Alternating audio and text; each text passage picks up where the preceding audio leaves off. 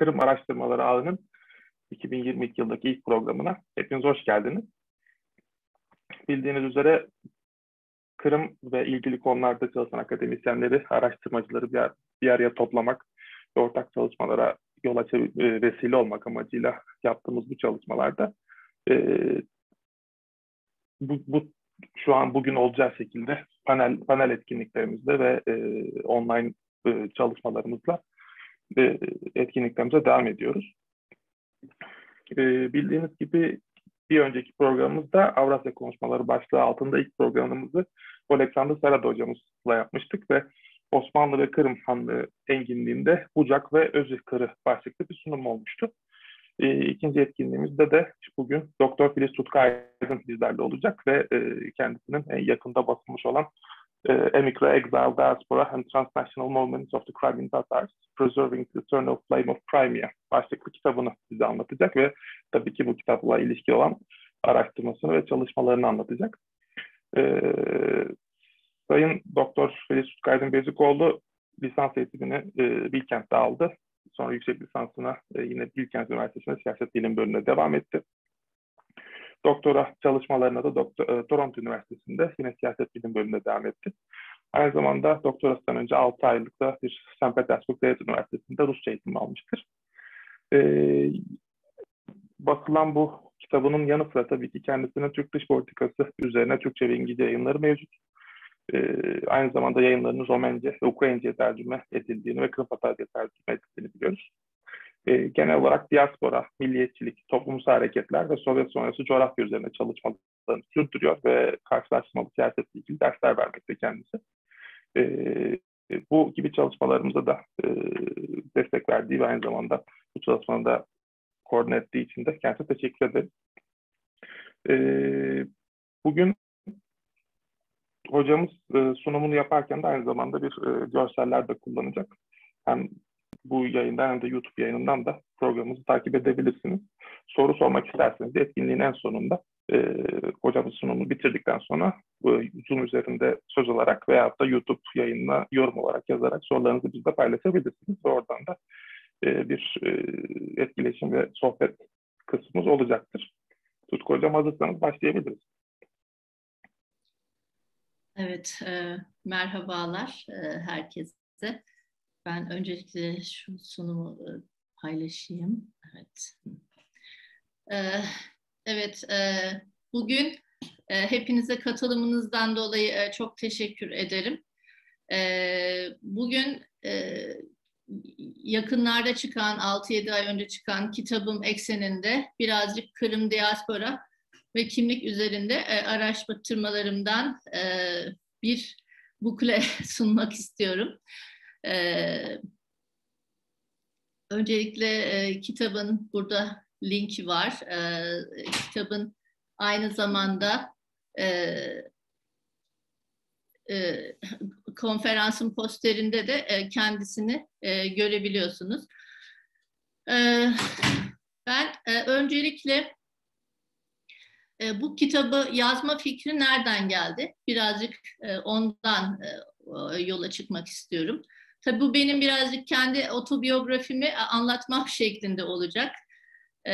Ben tabii ki Kırım Tatarı bir aileden geliyorum. Anne baba tarafı, anneanneler, babaanneler. Dolayısıyla iki dilli bir ortamda büyüdüğümü söyleyebilirim. Kırım Tatarca, Türkçenin ayrı diller olduğunu da fark etmeden. Dolayısıyla yani aile olarak gerçekten böyle Kırım Tatar sözlü kültürünü de yani deyimleriyle, atasözleriyle, fıkralarıyla, yaşam stiliyle tamamen sürdüren, zaten Polatlı'yı bilirsiniz, Polatlı'da bir diaspora space'i olduğunu söyleyebiliriz o anlamda. Kırım Tatar kültürünün tamamen korunup sürdürüldüğü bir yerdi benim çocukluğumda. Fakat tabii bunun pek bir siyasi boyutu yoktu benim için. Siyasi boyut lise yıllarında evimize Sovyetler Birliği'nden, kitabın başında da bunu bahsettim, gelen birçok misafir evimizde kalıyorlardı. folklor çalışmaları için müzisyenler, o zamanlar babamın Polatlı Kırım Derneği'nin başkanı olması, dolayısıyla pek çok grubu bu şekilde ağırlıyorduk. Polatlı'da çeşitli gösteriler yapıyorlardı. Ve ben hep şaşırıyordum, yani bu insanlar kim, hani biraz davranış şekilleri farklı, görünüşleri farklı, konuşmaları farklı. Ama çok böyle onlara karşı çok yakın, hani ailemin olsun, bütün Polatlı'daki insanların olsun çok yakın davranmaları.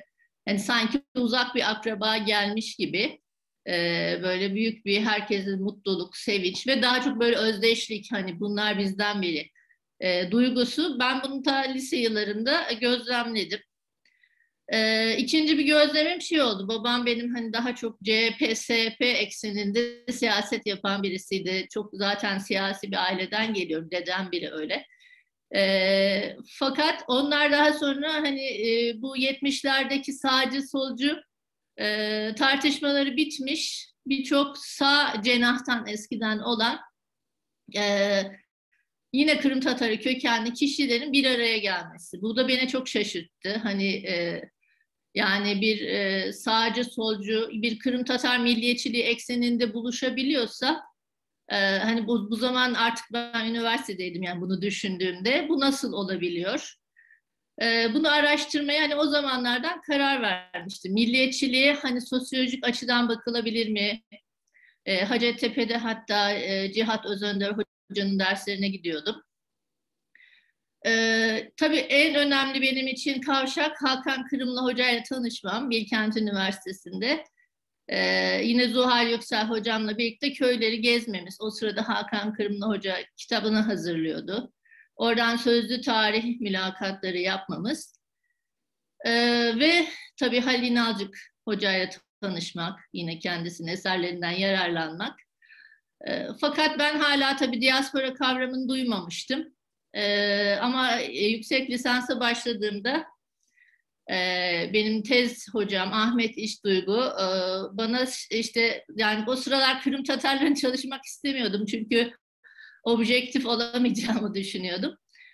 Acaba dedi, sen hani diaspora çerçevesinden bunları çalışabilir misin? Sonra biraz düşündüm.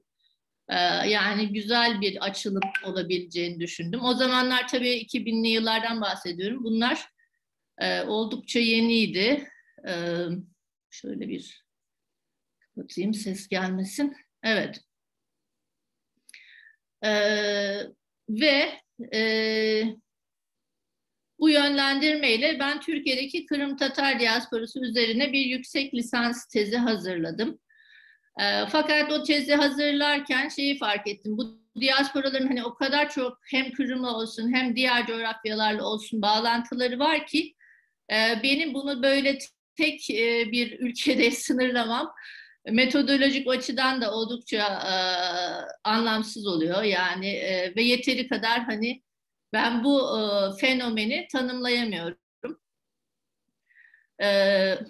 Burada tabii ben bunu belki yurt dışında hani bütün diasporaları gezebileceğim, tanıyabileceğim bir fon, araştırma fonuna belki ulaşabilirim diye yurt dışına başvurdum. Böyle bir çok iddialı bir projeyle başvurdum Toronto Üniversitesi'ne.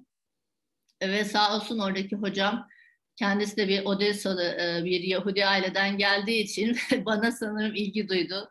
Hem diaspora konusunda tabii Yahudi olması dolayısıyla hem de Odessalı olması dolayısıyla Kırım olayına çok ilgi duyduğu için kabul etti ve böyle bir araştırmaya başladık. Bundan evvelse tabii Rusçamı biraz geliştirmem gerekiyordu. St. Petersburg'a gittim. Orada da Kazan Tatar diasporasıyla tanıştım. Bu da benim için hani bir açılım oldu. Gerçekten ya artık hayata hep diaspora gözünden bakmaya başladım diyebiliriz. Bu kitabın temel fikri, temel amacı öyleyse, yani ilk başta onu belki söyleyerek başlamak mümkün. Kırım Tatarlarının ulus ötesi diyebiliriz, ulus aşırı diyebiliriz. Çeşitli kelimeler kullanılıyor. Sınır aşan, sınır tanımayan, sınırları kesen bir millet olduğu ve nerede olursa olsun onların aslında bir bütünün parçaları oldu. Yani aralarındaki sınır ötesi ilişkiler, tabii bu benim isteğim, arzum değil. Bu benim gözlemim olarak ortaya çıktı. Aralarındaki ulus aşırı ilişkiler hani o kadar fazla ki siyasi ilişkiler olsun, sosyal, kültürel, ekonomik. Ben bunların hani böyle bir kavramsallaştırmaya izin verdiğini düşünüyorum. Böyle bir ortak İngilizce transnational dediğimiz bir millet. Yani ne diyelim nerede olursa olsun mekandan bağımsız değil mi? Mekanlar üstü bir Kırım Tatar milleti tasavvurunun oluştuğunu düşünüyorum. Çünkü milletlerin bir tahayyül meselesi yani bir tasavvur meselesi olduğunu hani hayali cemaatler fikrinde olduğu gibi Kırım Tatarlarının kendilerini bu şekilde hayal edebildiklerini düşünüyorum. Yani benim sosyolojik gözlemlerim, siyasi gözlemlerim sonucunda bu kanıya vardım. Bunun için kitabımda bu konuda pek çok kanıt sunuyorum. Yani bir şekilde de hani bilimsel metodolojik bir şey öneriyorum bence Kırım Tatar çalışmaları için. Kırım Tatarlarını bu ulus ötesi çerçeveden görmek. Çünkü şimdiye kadar yazılmış kitaplarda mesela Alan Fisher olsun, yani Brian Williams tabii o diaspora topluluklarına ayrı ayrı baktı. İşte Greta Uling, işte Valery Vozgrin, önemli Çervonaya, işte Kırım Tatarları üzerine olan kitaplarda genelde Sovyetler Birliği'ndeki tarih anlatılıyor. Sonra bir dönüş anlatılıyor. Sonra işte Ukrayna'da Kırım Tatarların entegrasyonu, yerleşmesi filan. Kırım Tatar tarihi bitiyor. Ben tabii diasporadan gelen bir kişi olarak bunun böyle olmadığını birebir hani gözlemlemiş bir insanım. Artı araştırmalarım sonucu yani sadece içinde yaşadığım zamanda değil, 20. yüzyılın başında da Kırım Tatarları, Kırım, Romanya, Türkiye arasında oldukça sık gidiş gelişler, işte ziyaretler, akrabalık ilişkiler olsun, evlenme ilişkileri olsun, işte iş ilişkileri olur, siyasi ilişkiler, siyasi örgütlenmenin olduğunu ve Kırım Tatarların kendilerini bu şekilde düşündüklerini yani mesela İsmail Otar görüşmemde şey demişti işte biz Kanada vatandaşlığı hani almalıyız ki yani yarın bir gün Türkiye'de bir şey olursa bu arşivleri biz hani Kanada'ya taşıyalım filan. Yani aynı şekilde Cafer Seyit Ahmet mesela Türkiye'de bir baskı gördüğünde tek parti döneminde bakıyoruz kendisini Romanya'da ifade ediyor. Yani o veya Polonya'daki aktivitelere katılıyor. Yani bu ne demek? Mekan bağlamadığını, yani siyasi olarak çok fazla mekanla sınırlı kalmadıklarını, böyle bir mobil bir tasavvurları olduğunu görüyoruz. Yani geçmişte de öyle, şimdi de öyle. Yani bu sebeplerden dolayı Kırım Tatarlarının bu ulus ötesi millet diyelim kavramını hak ettiğini düşünüyorum ben. Ve bunu da dediğim gibi bir bilimsel çerçeve olarak bu kitapta sunmayı hedefledim. Yani mesela birisi Kırım Tatar milli tarihini ya da işte etnisitesi hakkında bir kitap yazacaksa yani sadece Kırım'la sınırlı kalmasın, diasporaya da baksın. Şu anda da artık bu çok çok önemli hale geldi. Çünkü meclisimiz artık bir nevi Ukrayna anakarasında bir diasporada. Artık yani Kırım Tatarları diyebiliriz ki 1783'ten beri sadece bir millet değil, bir diasporik millet olduğu için o çerçeveden bakılması çok çok zorunlu. Burada da mesela Brian Williams'ın yaptığı gibi hani daha böyle tek tek olarak kendi içinde bu toplulukları incelemektense olabildiğince aralarındaki ilişkilere parmak basmaya çalıştım. Tabii bütün bunları metodolojik olarak yapmak çok zor. Yani çok iyi yaptığımı da iddia etmiyorum. İnşallah bu bir çığır açar ve bundan sonra da insanlar yani tabii ben sadece burada diaspora tarihinin ya da ulus ötesi ilişkileri sadece bir üstünü kazıdım diyebiliriz. Yani ben baktığımda çok fazla şey gördüm. Bunları tabii biraz da tarihçilerin yapması gerekiyor. Bu konuda tarih açısından eksiğimiz olduğu için diaspora tarihinin yazılması açısından ben tabii birazcık tarihçiliğe soyundum ama tabii ki o konularda da birçok eleştiri alabilirim. Onu düşünüyorum, eleştiri alabileceğim. Yani tekil olarak belki bazı olaylarda, kişilerde mutlaka yanlışlık yapmışımdır. Ama benim amacım hani daha çok böyle bir genel yaklaşım getirmek olduğu için hani öyle bir şey olacağını da kabul ettim.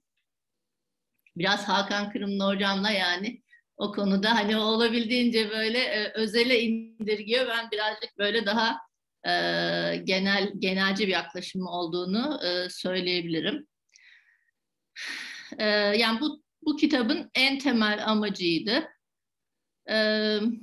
Ya tabii bütün mesela sosyal bilimciler olarak biz hepimiz objektif tabii ki davranmaya çalışıyoruz ama %100 objektiflik sosyal bilimde söz konusu değil. Yani herkesin bazı normatif ön kabulleri oluyor, bazı ideolojileri oluyor. Yani bu yanlış bir şey de değil. Bunu sadece belki çok açıkça ortaya koymak en dürüstçesi diye düşünüyorum.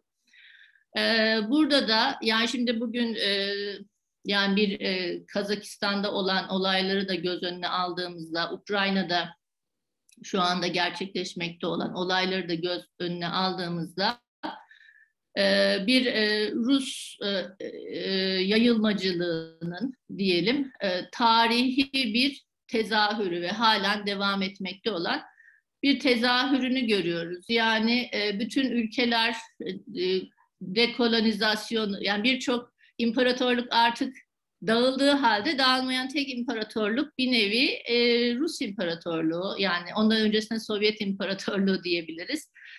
Yani hala kolonyal yapısını sürdürmekte ve bu kolonyal yapısından dolayı çevreye birçok tahribat veriyor, çevredeki diğer halklara diyebiliriz. Bunlardan biri işte Kazakistan'sa, biri Ukrayna'ysa, biri Kırım Tatarları mutlaka. Ve bizim sürgünümüz işte Kırım'dan Türkiye ve Osmanlı İmparatorluğu'na doğru sürgünden tutun soykırım. Yani sonuçta bunu adını soykırım dersiniz ya da işte sürgün dersiniz fark etmiyor. Sonuçta bir millete, milletin fertlerine olan bir saldırı var.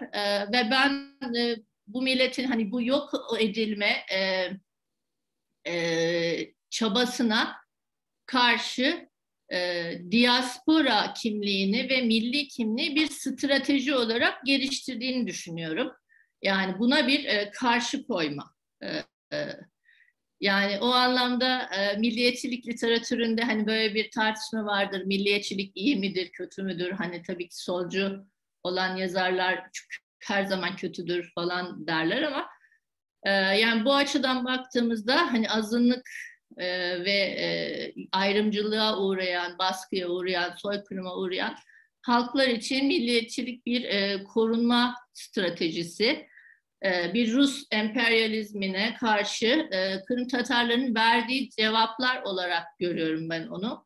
Yani diaspora milliyetçiliği olsun, daha siyasi muhaceretler, hepsi değişik zamanlarda, değişik konjonktürlerde verilmiş değişik cevaplar. Bu anlamda yani diasporadaki milliyetçilik olmasaydı bu halkın artık bence yok olacağını biz varsayabiliriz. Yani şu anlamda ben etnisiteyle milliyetçilik arasında bir fark görüyorum. Yani etnik olarak tabii ki belli benzerlikler uzun süre devam etti. Fakat bunun böyle bir siyasi milliyetçi bir ideolojiye evrilmemesi, siyasi liderler çıkmaması ve siyasi örgütlenmeler çıkmaması yani durumunda yani diasporada bir halkın yok olması işten bile değil. Yani çok kolay yok olabilir. Bir nevi bunu Nogaylar için söyleyebiliriz. Hani neden tabii böyle oldu bilmiyorum ama yani çok fazla bu milliyetçi kristalleşmeyi çok fazla gerçekleştiremedikleri için belki de hani bu bir araştırma konusu olabilir. Hani Kırım Tatarları ve Nogayların. Çünkü çok büyük bir nüfusu olan bir halk, etnik olarak biliyoruz Nogaylar. Ama bence bu siyasi irade eksikliğinden diyelim, örgüt veya lider eksikliğinden dolayı bugün onların bu küreselleşmenin getirdiği şeye karşısında hani direnemediklerini, etnik olarak kendilerini yeniden üretemediklerini görüyoruz. Yani bence diaspora milliyetçiliği olsun, ulus ötesi milliyetçilik değişen koşullarda modernleşmeye ve küreselleşmeye bir nevi Kırım Tatar halkının kendi stratejisini geliştirmesi, yani buna uyum sağlamaya çalışması diyebiliriz.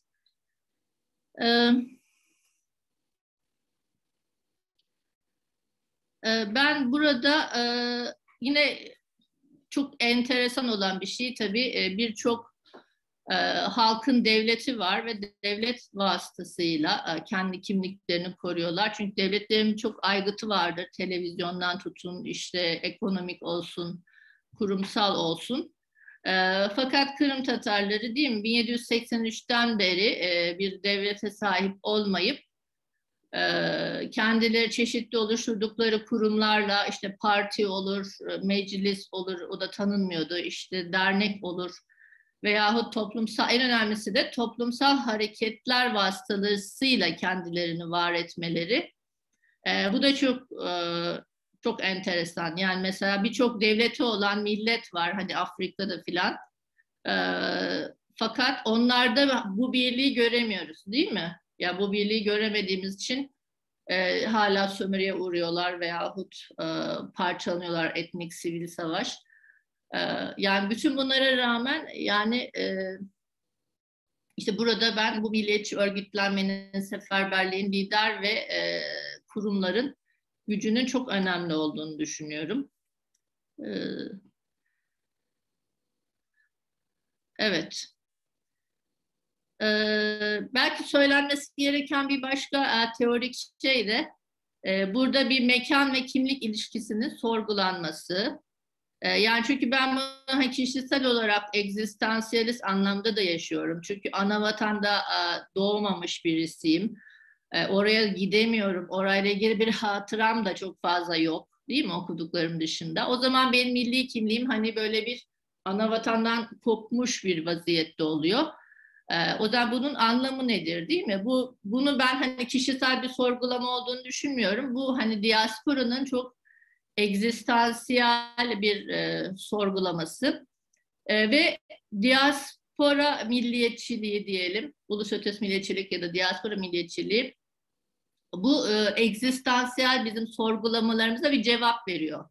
Yani hem burada da işte bulunduğumuz yerde de işte Türkiye olsun, Romanya olsun biz bir şeyler yapabiliriz, entegre olabiliriz, anlam bulabiliriz ama aynı zamanda da Kırım'la olan bağımızı sürdürebiliriz. Böyle bize bir çözüm sunuyor. Yani o açıdan da o yüzden bunun bu kadar bizde karşılık bulduğunu yani diaspora milliyetçiliği fikrinin, ideolojisinin düşünüyorum. Ya bu şey demek değil. Yani biz biraz mekandan bağımsız olduğumuzda artık böyle mekanın önemi yok. Hani nereye gidersek gidelim aslında Kırım Tatar kültürünü götürüyoruz falan. Ama bu şey demek değil. Bu kimliğin temel mihenk taşı tabii ki Kırım.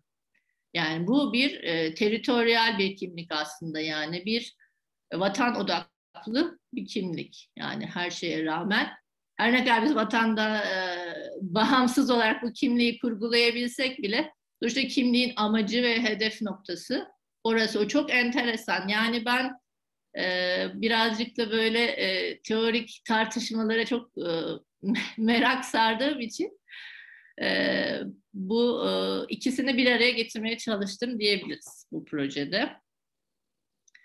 Evet, kitabı araştırma süreci, alan araştırması, mülakatlar, doküman analizleri bunlar 2000'li yıllarda çok geniş bir zaman zarfında gerçekleşti. Burada internetten tutun, internet o zaman daha yeni kullanılıyordu. Benim yaptığım, Türkiye'de kaldığım sürece yani yaptığım bütün gözlemler bunun içerisine giriyor. Ama daha böyle odaklı olarak Kırım'a 2006 yılında 2 ay kaldım ve her gün çok yoğun çalıştım. Alan notları tuttum ve mülakatlar yaptım. Yani toplam kullandığım mülakat 43 civarı. Ama çok daha fazlasını yaptım. Bunun dışında mülakatlar dışında sürekli katılımcı gözlemcilik vasıtasıyla konuştum yani pek çok kişiyle. Romanya 2 kere gittim. 2005-2006 yıllarında. Bütün bu hem Kırım hem Romanya'da hem Amerika'da tamamıyla Kırım Tatar ailelerle yaşadım. Romanya'da gidiş benim için Kökler dizisi gibi oldu, filmi gibi. Çünkü ben orada tabii ilk defa ailemi ve kuzenlerimi olsun, halalarım, teyzelerim onlarla yeni tanıştım. Ve onlar tabii beni davet ettiler. Pek çok yerde kaldım. Türkiye'de bile yani genel çok aşina olarak bildiğim hani Polatlı, Eskişehir çevresi dışında Konya, Adana olsun, Adana'nın köyleri falan böyle çok değişik, geniş bir coğrafya olabildiğince hani İzmit, Kocaeli gezebildiğim kadar gezdim. Ve buralarda hep daha çok Kırım Tatar dernekleri ekseninde ama daha çok onun dışında bütün işte konser ve onun gibi veyahut konferans bu tür faaliyetlere, bütün düzenlenen faaliyetlere katılmak. Onun dışında daha böyle toplumsal düğün falan gibi faaliyetlere de katıldım. Yani olabildiğince böyle birazcık antropolojik bir bakış açısıyla bakmaya çalıştığımı söyleyebilirim. Mülakatları daha çok hayat hikayesi şeklinde yaptığım için yani çok yarı yarı yapılandırılmış mülakatlar oldular. Birazcık böyle tamamen boş bir şeyle çalıştığım için yani daha evvel yapılmış çok fazla bu şekilde çalışma olmadığı için bunu tercih ettim diyebiliriz daha antropolojik çalışmayı. Mülakatlar dışında tabii ki bir de belge analizleri. Yani burada arşivleri belli başlı arşivleri ziyaret ettim ama çok arşiv çalışması yapacak zamanım yoktu. Ayrıca yani zaten elimde olan hani Emel dergileri olsun, birçok diaspora dergileri, işte Kırım'da çıkan gazeteler. Yani bunların taranması bana ilk etapta hani bu araştırma için çok yeterli bilgiler verdi. Ama ileride tabii daha diasporanın derinlikli tarihsel araştırmaları için mutlaka arşiv araştırmaları gerekli. Ben birazcık da kimlik, insanların kendilerini nasıl hani gördüklerini araştırdığım için daha çok hani sözlü tarih yaptım tarihsel anlamda diyebiliriz.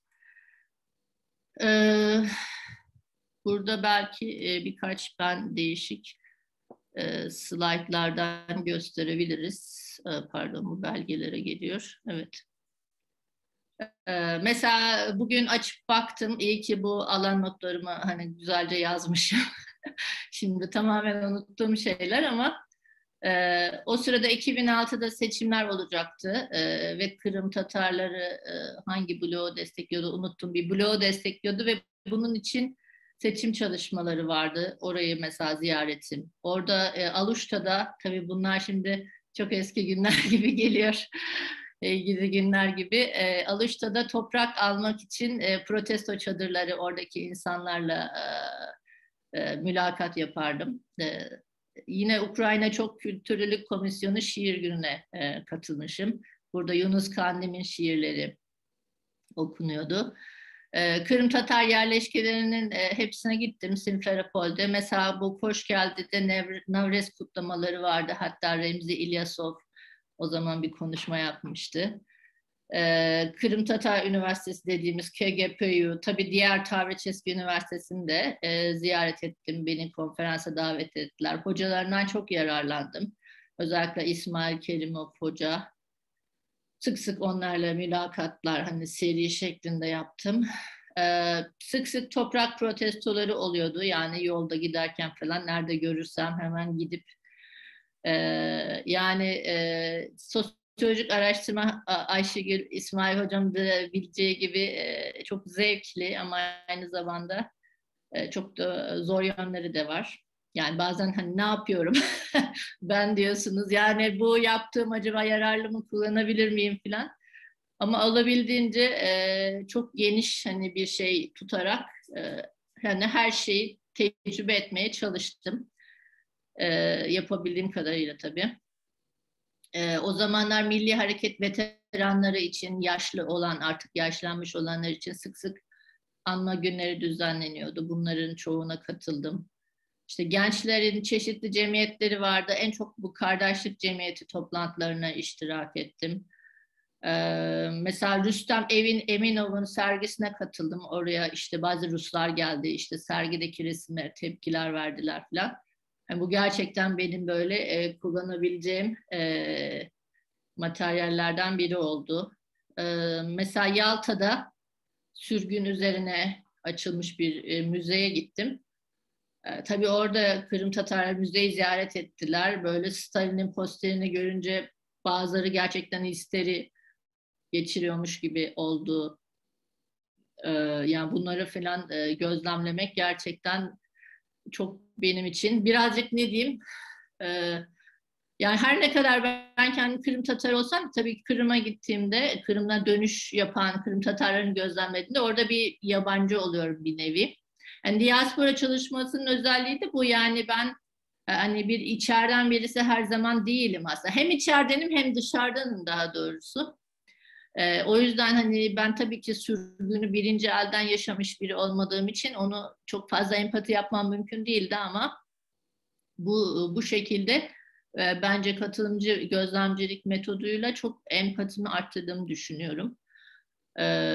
Böyle birkaç tane resim. Bu arada resimlerimi de düzenli şekilde tutmadığımı fark ettim bu sunuma hazırlanırken. Bakın burada yine Hey Gidi Günler, Ahtem Çiğgöz, burada İsmail Gasparalı'nın yapılan Bahçesaray girişinde Safire Kacametova bir tören İsmail Gasparalı'nın sanırım ölüm yıl dönümü. Dolayısıyla buna katılmışız. Yine Türkiye tarafından restore edilen İsmail Gasparalı'nın işte matbaası var biliyorsunuz. Yine orada da bir konferans düzenlenmiş. Burada yine Lenin Meydanı'ndaki işte çadırlarda bekleyenler, bu bahsettiğim Navrez kutlamaları. Yine örnek olarak bunları hep söylüyorum. Romanya'da da bu tür pek çok aktiviteye katıldım. Romanya'daki 20-30 tane yerleşkeye gittim denebilir. Zaten hepsi birbirine çok yakın olduğu için. Bir de tabii ki Tatar Birliği'nin çok bana faydası oldu gerçekten. Bu arada bu alan çalışmalarım sırasında TİKA olsun, Tatar Birliği olsun, bunlar gerçekten bana bir vasıta ve araç sağlayarak büyük yardım ettiler. Çeviri Tatar Birliği'ndeki tabii ayrıca kuzenlerim Romanya'daki benimle kütüphanelere geldiler. Her tür şeyi çevirdiler. Evet burada tabii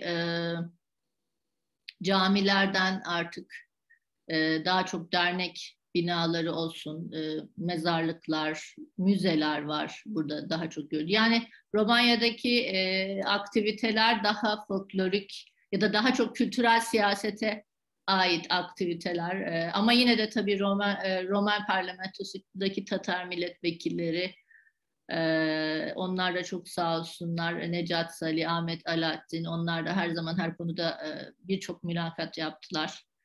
Birçok yere götürdüler. Tabii burada ben hani Romence ana dilim olmadığı için her ne kadar şeyde kullansam çevirmende tabii ki bu çalışmamın ben bazı sınırları olduğunu kabul ediyorum ama elimden geleni yaptım. Bunun dışında 2 kere şeye gittim. Amerika'ya gittim. 2002 ve 2009 yılında tekrar Brooklyn ve Long Island'da yine işte Fikret Yurtar olsun, Amerika'daki Kırım Tatar Derneği, yine orada yine Kırım Tatarların evlerinde ikamet ettim. Onlarla tabii ki mülakatlar, bu İkinci Dünya Savaşı sırasında oradan gelenlerle. Onunla ilgili resimler çok fazla koymamışım. Ama yani bayağı da zaman geçiyor. Bu çalışmanın metotlarını anlattıktan sonra belki bu kitaptaki temel bulgularım nedir? Birazcık o konuya değinebilirim. Şimdi bu kitapta bir karşılaştırmalı research tasarısı, dizaynı yaptım. Yani sanki böyle 4 tane saksı var. 4 tane saksıya farklı bitkiler ekilmiş. Değişik güneş, sulama, gübreleme koşullarında hani sanki bu saksıdaki bitkiler nasıl gelişiyor? Bitki de burada tabii ki diaspora hareketleri oluyor. Saksılarda Romanya, Sovyetler Birliği'nde, Özbekistan özellikle, Türkiye ve Amerika olarak düşündüm. Burada benim gözlemlediğim, ya tabii ki bunlar bitki değil diyeceksiniz. Yani bunlar bitki gibi aynı şey değil, yani burada sosyal bir oluşumdan bahsediyoruz. Fakat ben burada biraz bizim siyaset biliminde çok yaygın olan bu institutionalist, yani kurumsalcı bir ontoloji, yani metodoloji geliştirdim. O da şöyle bir şey. Yani ilk başta verilen bazı kararlar sonra o hareketin gidişatını etkiliyor diyebiliriz. Yani hareket bu şekilde dallanıyor, budaklanıyor.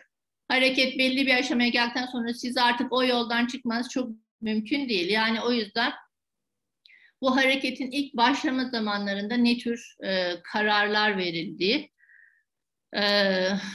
ne göre 4 tip diaspora, evet 4 tip diaspora hareketi gözlemliyorum. Şimdi buradaki, evet, yani şimdi bu 4 tarz, diasporada 4 tarz hareket gelişebilir diyorum. Yani çünkü hani biz sosyolojik bir genelleme içerisindeyiz ve bu geliştirdiğimiz şey belki diğer diasporalara da uygulanacak. Dolayısıyla ilk işte siyasi muhaciret dediğimiz emigre nationalizmde genelde küçük bir elit, entelektüel ya da beyin takımı veyahut küçük bir örgüt, daha çok gizli de olabilir, gizli bir şekilde hareket ediyor.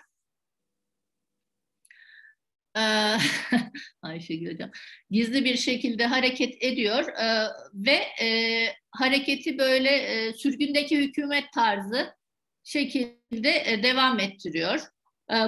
Bunların amacı işte diplomasi ve diğer devlet başkanlarıyla görüşerek işte vatanı kurtarmak, vatanın bağımsızlığını filan, işte haklarını temin etmek. Bunu mesela Türkiye'deki görebiliriz. Burak da bu konuda bir kitap yazdı. Cafer Seyit Ahmet ve arkadaşlarının, Milli Merkez üyelerinin. Yani buradaki bu elitler bu hareketi yaymayı hedeflemiyorlar. Yani böyle bir halka yayalım, diasporaya yayalım filan. Yani zaten bunu hem çok tehlikeli görüyorlar kendi amaçları için ya da bunu yapamıyorlar. Mesela Amerika'da da bu şekilde Fikret Yurtar, Mübeyyin Altan, onlarla birlikte böyle bir hareket, işte Crimea Foundation çerçevesinde gelişti. Orada da halk bu harekete itibar etmedi. Sonuçta oradaki de bir elit hareketi olarak kaldı. Türkiye'deki de bir elit hareketi olarak kaldı. En önemlisi bu. Yani burada birazcık yani bu tamamıyla bu elitin hem içinde bulundukları ülkeyle böyle ince bir ilişki, böyle dikkatli bir ilişki yürütmesi. Bu özellikle diasporalara birazcık şüpheyle bakıldığı zamanlarda çok işe yarayan bir taktik. Yani eskiden, şimdi daha böyle bir çok kültürlülük düşüncesi içindeyiz ama eskiden biliyorsunuz böyle şeyler çok devletler tarafından olumlu karşılanmıyordu. Bunun dışında işte sürgün milliyetçiliği dediğimiz, benim dediğim ikinci şey, bu dönüş odaklı. Mesela sürgün sonrası Sovyetler Birliği'ndeki Kırım Tatar Hareketi tamamen dönüşe odaklıydı. Ve bunlar tabii ki hareketlerini bütün halk tabanına yaymak istiyorlar. Dolayısıyla böyle bir elit hareketi değil bu. Neredeyse bütün halkın üyeleri, benim anladığım Kırım Tatarların bütün üyeleri bu harekete katılmış. Çünkü birisiyle mülakat yaptım. Ben Kırım Tatar hareketine asla katılmadım, hiç katılmadım filan dedi. Yani ben de milli hareketçi değilim filan dedi. Peki dedim, yani bu inisiyatif gruplara girdiniz mi mahalledeki? Girdim dedi. İşte enformasyon letter'ları okudunuz mu, mektupları? Her zaman okuyordum. İşte Sovyetler Birliği'ne imza toplanırken imza verdiniz mi? Verdim. Dolayısıyla yani en katılmadım diyen insan bile harekete bayağı oldukça çok katılıyor. Yani çok fazla rezonansı, karşılığı olan bir hareket. Çok geniş tabanlı, örgütlü ve tek bir amaç hedefliyor. Bunu Sovyetler Birliği'nde tabii ki bulmamız doğal. Bu konuda çok da araştırma yapıldı. O ne kadar örgütlü bir yapı olduğu, hücre tipi örgütlendiği filan. Fakat ben bunu mesela iki savaş arası Romanya'da da bu tür bir hareket olduğunu düşünüyorum. Çünkü orada da bazı sayılar, mesela Çelebi Cihan'ın şehadeti üzerine işte mevlüt okutmak filan. Bu bakıyoruz hemen hemen Romanya'nın her Kırım Tatar köyünde oluyor. İşte Kırım Tatar Kurultayı'nın kuruluş yıl dönümü. Yani bu 1930'lardan 40'lardan bahsediyorum. Her Kırım Tatar köyünde bu örgüt, bu hareket düzenleniyor. Her Kırım Tatar gencinin bu Dobruca Türk Has Cemiyeti diyoruz, oraya katıldığını, işte piyeslerde oynadığını, Emel'i okuduğunu, yani çok gerçekten inanmayabileceğim derecede örgütlü bir toplum gördüm. Ve Müstecip Ülküsal'ın da hedefi oradaki Romanya'daki Kırım Tatarların Türkiye'ye gitmekten vazgeçirip Kırım'a gitmek. Yani eğer bir yere gidilecekse Kırım'a gidilsin gibi. Yani tabii bunu ben hani Sovyetler Birliği'ndeki kadar güçlü olduğunu iddia edemeyeceğim. Çünkü sonuçta Müstecip Ülküsal bir yani eğitim düzeyi düşük ve köylü bir topluma hitap ediyordu. Yani milliyetçilik açısından eğitim de çok önemli. Belli bir modernleşme seviyesine ulaşmak da önemli. Fakat yine de çok yani inanılmaz bir çaba ve başarı görüyorum. Ben belki İkinci Dünya Savaşı olmasaydı, Romanya komünist olmasaydı diye bir spekülasyon yapabilirim. Hani bu hareket daha da olgunlaşabilirdi aslında. Evet, bu sürgün milliyetçiliği. Yani o da bir dönüş tabanlı hareket. Diaspora milliyetçiliği ise işte 1980 sonrası Türkiye ve diğer diasporalarda gelişen, artık diasporalar biraz daha entegre oldukları için yani artık dönüş istemiyorlar. Yani dönüş diye bir şey fazla söz konusu değil diasporada, diyebiliriz daha doğrusu. Yani çünkü ben mesela Kırım'daki alan çalışmamda bana 2006 senesinde şey dediler, sen niye dönmüyorsun filan Kırım'a, madem bu kadar çok seviyorsun filan. Çok bana absürt bir soru gibi geldi ama onların çok doğal bir şekilde sorduklarını gördüm. Yani sonra onların bakış açısından hani onlar Kırımlı ve dönüyorlar. Ben de tabii ki bir zamanlar sürgüne uğramışım. O zaman ben niye dönmüyorum? Yani aslında mantıklı olduğunu anladım. Bu soruyu ya ben de sordum. Yani neden Türkiye diasporası ya da Romanya'daki diaspora bunu şu anda düşünmüyor? İşte bunun sebebi de bir entegrasyon geliştirmeleri. Yani ulus ötesi hareketlerde şöyle bir şey oluyor. Eğer bulunduğunuz yerde misafir edildiğiniz ülkede diyelim ya da misafir olarak bulunduğunuz ülkede çok fazla baskı görmüyorsanız, o zaman milliyetçilik için çok fazla sebep kalmıyor diyeyim. Yani daha doğrusu biraz güçsüzleşiyor milliyetçiliğiniz o açıdan.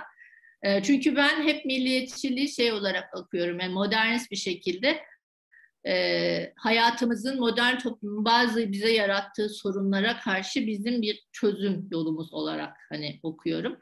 O anlamda neden Türkiye'de diaspora milliyetçiliği böyle ne bileyim Sovyetler Birliği'ndeki gibi güçlü değil derseniz, işte bunun sebebi bu olacak. Dolayısıyla burada hani Türkiye'ye belli bir entegrasyon geliştirilmesi, Türkiye'den hani çok büyük bir dışlanma alınmaması Kırım Tatar toplumu açısından onlarda böyle bir dönüş isteğini zayıflatıyor. Aynı şekilde Romanya'da da yine Ahmet Alaaddin'le konuştuğumda hani o sıralar Avrupa Birliği'ne girmek üzere olan bir Romanya vardı. İşte pek çok işte bunlara haklar tanıyan, hatta bütçeden ödenek ayıran. Yani o zaman Ahmet Alaaddin şey dedi bana, yani Kırım'da belki hani dönersem ben daha çabuk asimile olurum. Çünkü orada hani Ruslarla çok yakın bir yaşam ve temas var. Zaten hani o zamanlarda Ukrayna o zamanlarda bu 2000'li yıllarda söylenen bir şeydi. Çünkü milletler arası evlilik çok artmıştı. Hani Orta Asya'da olmadığı kadar artmıştı Kırım'a gelince. Yani Ahmet Alaaddin bana şey dedi, ben belki Romanya'da daha iyi sürdürürüm yani kendi şeyimi, kimliğimi. Yani diaspora milliyetçiliği bu şekilde dönüş odaklı olmayan, iki taraflı, hani iki arada bir derede diyeceğimiz, bir ayağı orada bir ayağı ana vatanda varlığını sürdürmek. Bir de bu diaspora milliyetçiliği daha geniş tabanlı siyasi muhacerete göre. Çünkü artık aktivistler sürekli bu hareketi yaymaya çalışıyorlar. Daha çok katılımcı kazanmaya ve çok çeşitli tarzlarda katılım olabiliyor. Yani mesela birisinin tek siyasi hareketi senede bir Tefreş'e gitmek olabilir. Yani değişik derecelerde. Öbürü de ne bileyim Fethi Kurti Şahin gibi ne bileyim sürekli dernekte bulunan birisidir. Yani bu değişik renklerde olabiliyor. Kimisi belki yazılarıyla, çalışmalarıyla katılır. Daha böyle fluid diyeceğimiz, yani yeni hareketler biliyorsunuz, bizim mesela Gezi hareketi de öyle.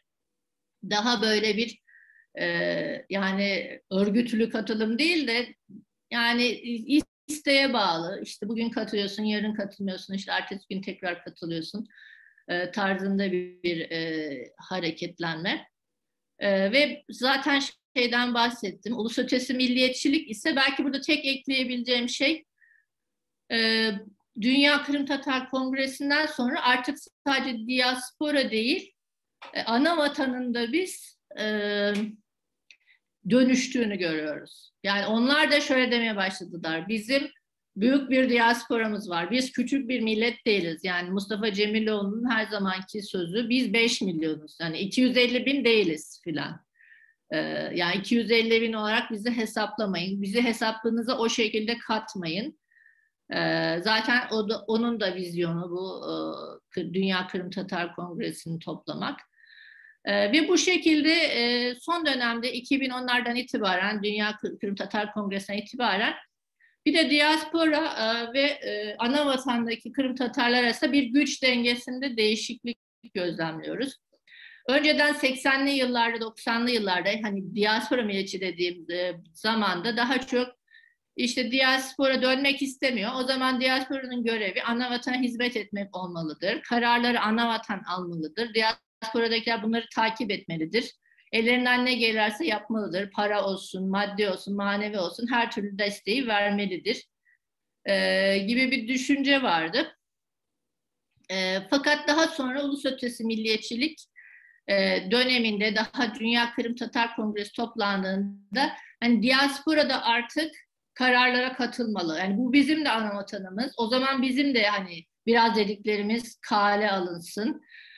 Yani şöyle bir şey, böyle işte kim daha çok acı çektiyse hani onun dedikleri daha önemlidir gibi değil de biraz da diasporanın da acıları dikkate alınsın. Yani mesela çünkü İkinci Dünya Savaşı'nda hani Naziler tarafından Kırım'dan sürüklenen, mülteci kamplarında seneler geçirilen Kırım Tatarların hani durumlarının daha az travmatik olduğunu söylemek mümkün değil. Veyahut bizim atalarımız tabii ne koşullarda geldiler. Bu da bilmediğimiz için hesaba katılmıyor. Ama bu da hani birazcık daha diasporada böyle kendi travmalarının ya da kendi tecrübelerinin, İşte mesela Cafer Seydi Ahmet Kırımer'in de artık Kırım'daki milli liderler külliyatına iyice girmesi, yani ya da yaptığı diasporik aktivitelerinde girmesi, yani bir tür diaspora tanınmak istiyor diyebiliriz.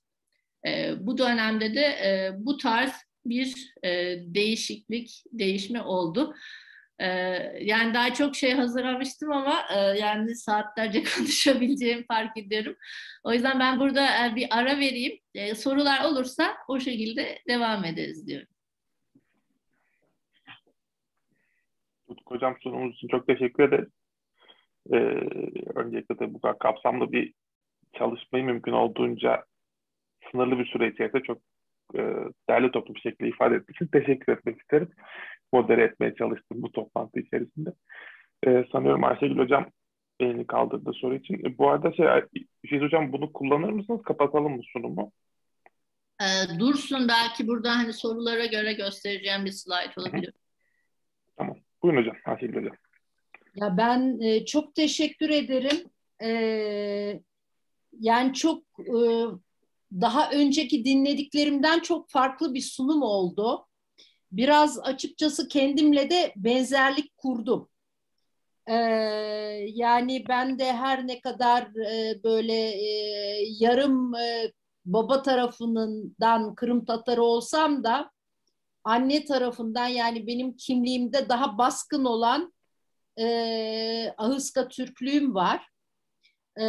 Dolayısıyla yani bu başlangıçtaki giriş, yani başlangıçta söyledikleriniz gerçekten benim kendim üzerine düşünmeye sevk etti beni. Yani bunu belki daha şey yaparsam metodolojik açıdan bunun zorluğunu bir taraftan söylemek istedim. Çünkü gerçekten bir grubun üyesi olarak onları çalışmak bir sosyal bilimci için en büyük zorluklardan bir tanesi.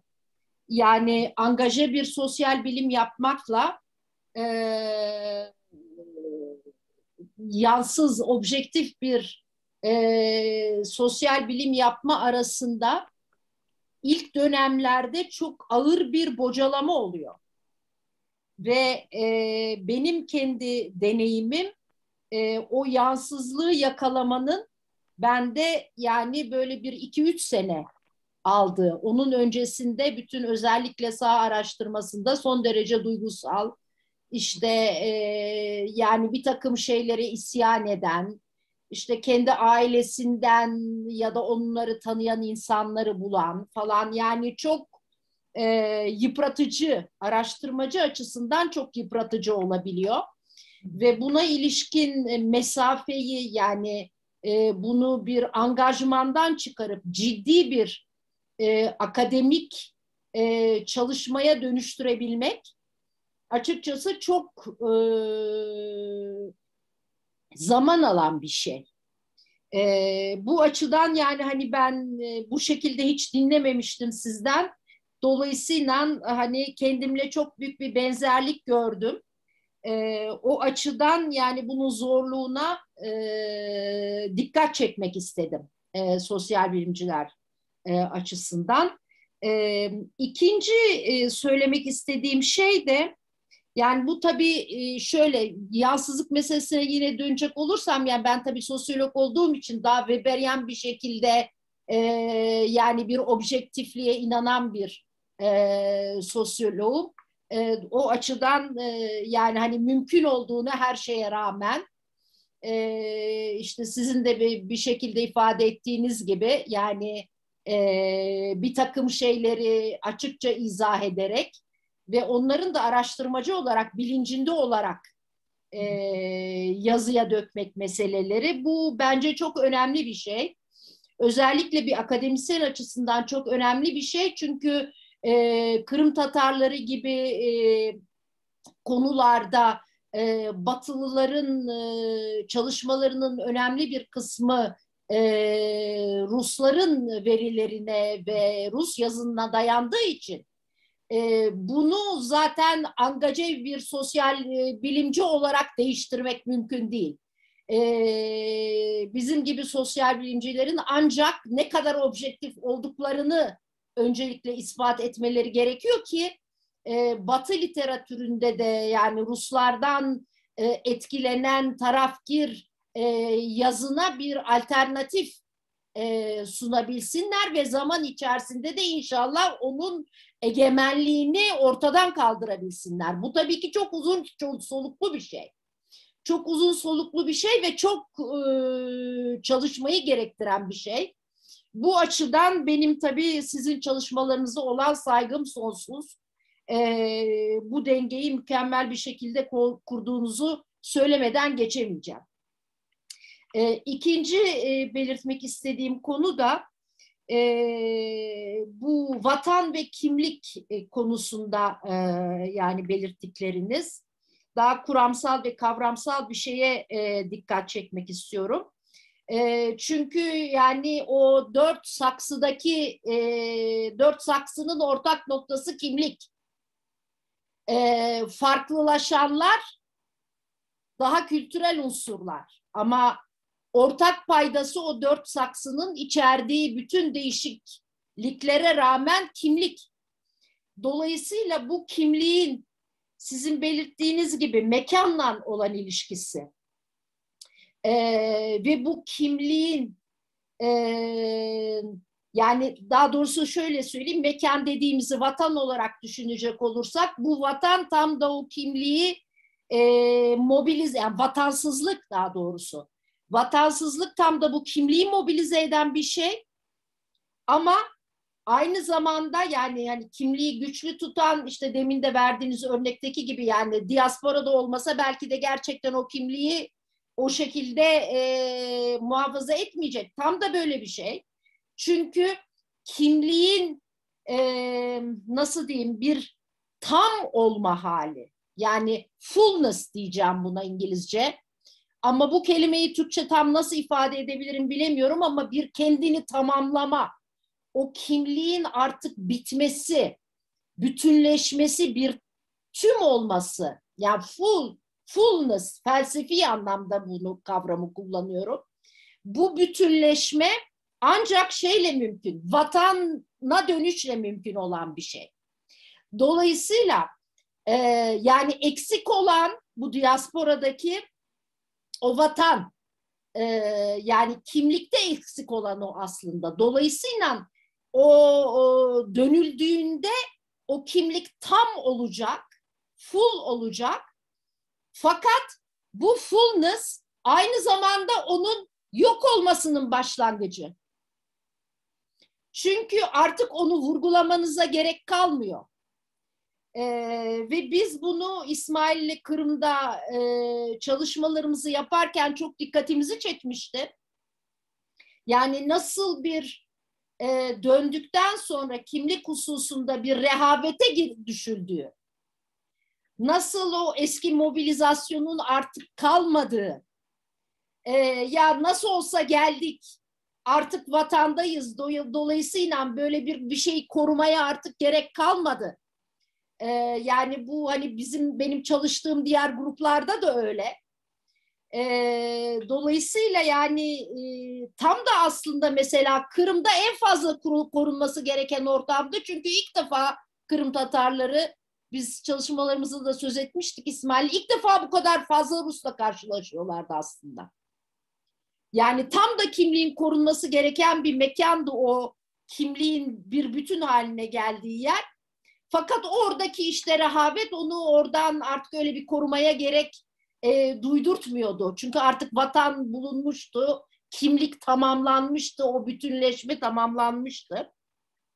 Dolayısıyla yani çok uzatmayacağım ama beni yani bu kadar uzun konuşmamın sebebi anlatılanların beni çok heyecanlandırmış olması.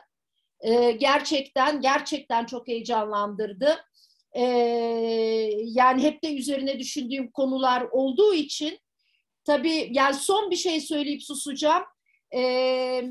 Yani baskı, yani bulundukları diasporada bulundukları yerlerde baskı görenlerin elbette ki geri dönüş konusunda daha irrasyonel davranabildiklerini söyleyebiliriz. Yani ama işte daha entegre bir şekilde bir yerde yaşıyorlarsa tabii ki o zaman geri dönüş kararı daha rasyonel bir karar olma durumuna dönüşüyor. Yani bir anlamda aslında diasporadaki kimlik diaspor nerede olduğuna bağlı olarak daha mobilize ya da daha bir survival strateji gibi olabiliyor. Yani dolayısıyla bu dönüş kararı içinde hem irrasyonel hem de rasyonel şeyleri bulunduruyor ve bu irrasyonalite tabii ki daha kötü koşullarda yaşanan yerlerde daha ağır basıyor ama daha iyi koşullarda yaşanan yerlerde o kadar ağır basmıyor. Onun için göze alınamıyor. Yani belirsizlik göze alınamıyor ki düşünün şimdi Türkiye'den ya da Romanya'dan gidilmiş olsaydı Kırım'a yani herhalde herkes bavulunu toplayıp tekrar Romanya'ya ve Türkiye'ye geri dönmek zorunda kalacaktı. Yani bu açıdan ben birkaç şey söylemek istedim. Yani dediğim gibi çok beni heyecanlandırdığı için. Bir de şeyden dolayı bence tercümandan dolayı her zaman o kadar tedirgin olmayın. Çünkü yani tercümanla da mülakat yapmış birisi olarak bazen tercüman sizin kendi yapacağınız mülakattan daha bir iyi mülakat yapmanıza vesile olabiliyor. Kim olduğuna bağlı olarak. Yani o grubun bir parçası kişiyiz. Yani bunu da yine metodolojik açıdan söylüyorum. Yani çevirmen demek illaki çok olumsuz bir şey değil. Bilakis çok daha olumlu bir rol oynayabiliyor. Dolayısıyla Romanya'daki çalışmayı da belki bu gözle tekrar değerlendirmek şey olabilir diye düşündüm. Bunu da söylemek istedim. Çok teşekkür ederim. Yani bir şey oldu ama alternatif sunum gibi oldu ama kusura bakmayın. Hocam gerçekten çok güzel noktalara parmak bastınız. Ben de biliyorsunuz bunu Türkçe'ye çevirmeyi hedefliyorum. Orada bu sizin yani söylediğiniz noktayı dikkate alacağım. Yani bu survival strateji. Hani şöyle de denebilir bana yani Romanya'dan ya da Türkiye'den Kırım'a gitmek hani rasyonel de değil. Yani bu kimlik sebebiyle değil de hani rasyonel olmadığı için gitmediler derlerse yani öyle bir eleştiri gelirse sizin dediğiniz gibi hani bazı konularda daha rasyonel karar verme için bir boş space var yani bir alan var. Hadi. Ama kimse şey diyemez yani insanlar Özbekistan'dan Kırım'a rasyonel sebeplerle gittiler. Yani o da çok mantıksız olur. O yüzden tabii ki yani bu insan yapısının parçası rasyonelite ve duygular, daha duygusal sebepler sürekli kafamızda herhalde bunları dengeliyoruz bence. Hani o şekilde insanlar karar veriyor. Onun dışında o şeyde haklısınız. Yani vatana döndüğünüz zaman artık o evet o circle diye yuvarlağı tamamlamış oluyorsunuz. Evet, evet. Bir nevi ama diasporada tabii sürekli böyle bir huzursuzluk içerisindesiniz. Yani bir egzistansiyel dediğim gibi Evet. kriz içerisindesiniz. O çok doğru. Ama şöyle de bir şey gördüm. Mesela Mehmet Niyazi'nin şiirlerinde okudum. Mehmet Niyazi yani daha bu edebi kısma girememiştim. Daha zevkliydi de. Vatana dönüyor 2 kere. Romanya'dan gidiyor. Fakat bu sefer vatanın bir hani Rus hakimiyeti altında olmasından dolayı bir türlü o tamamlanmayı yaşayamıyor. Yani aslında birazcık belki hani Ukrayna'nın daha böyle toleranslı olması Kırım Tatarların o tamamlanmış duyguyu hissetmelerine sebebiyet verdi bilemiyorum. Bence o onunla alakalı değil. Yani bizatihi toprağa dönmüş olmayla alakalı bir şey. Yani Ukraynalıları Evet. ittiren bir şey değil bence. Ha, evet.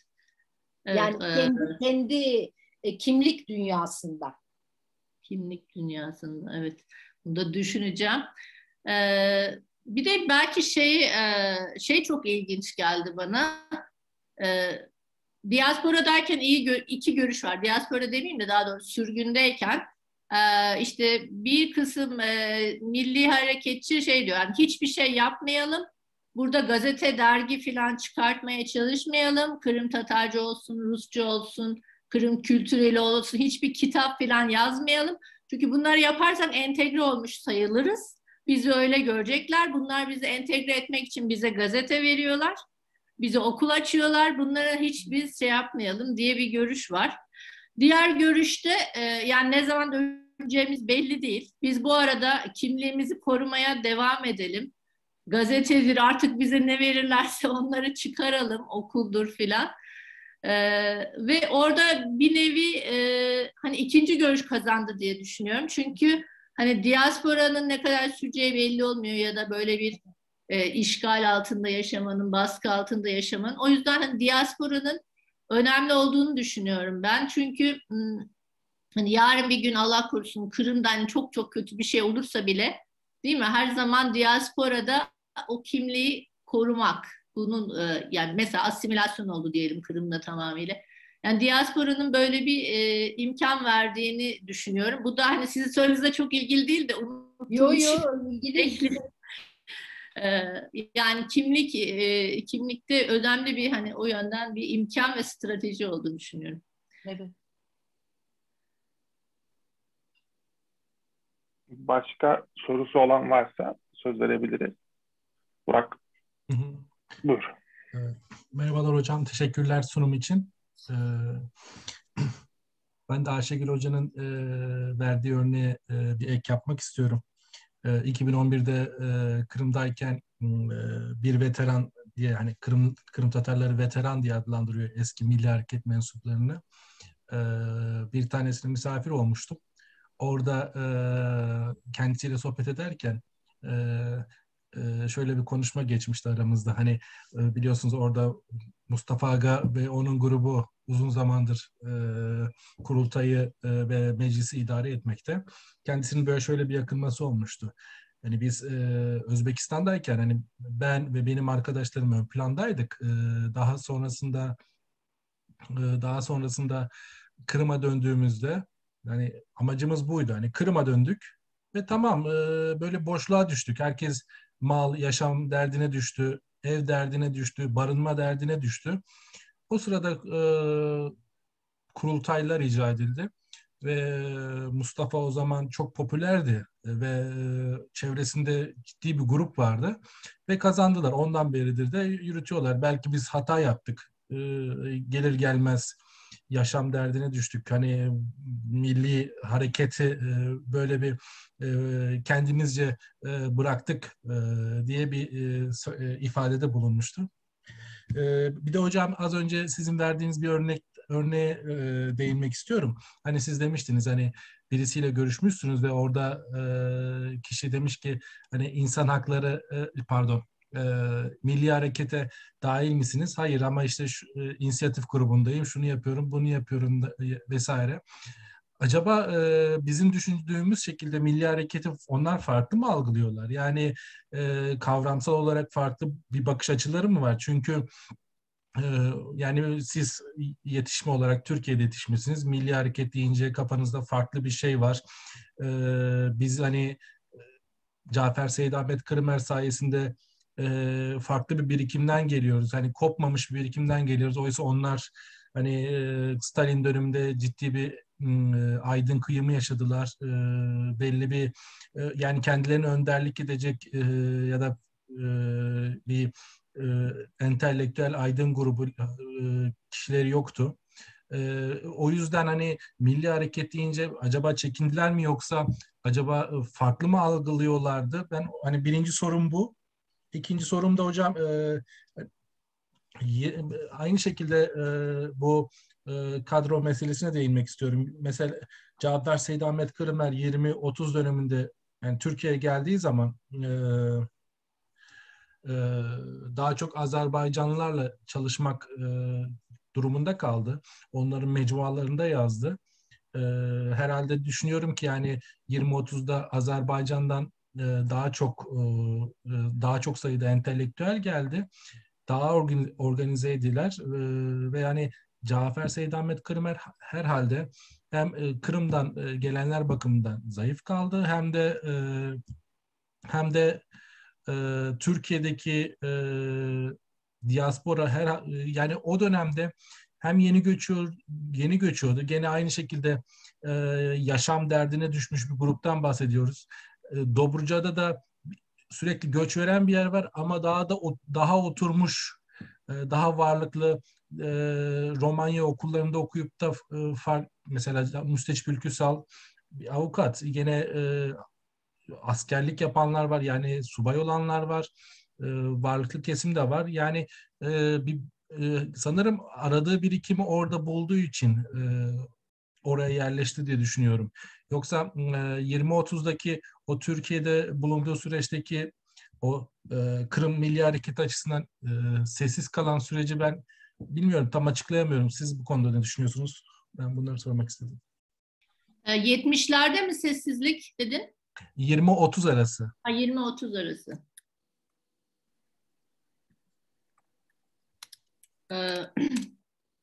Şimdi sondan başlarsak 20-30 arasında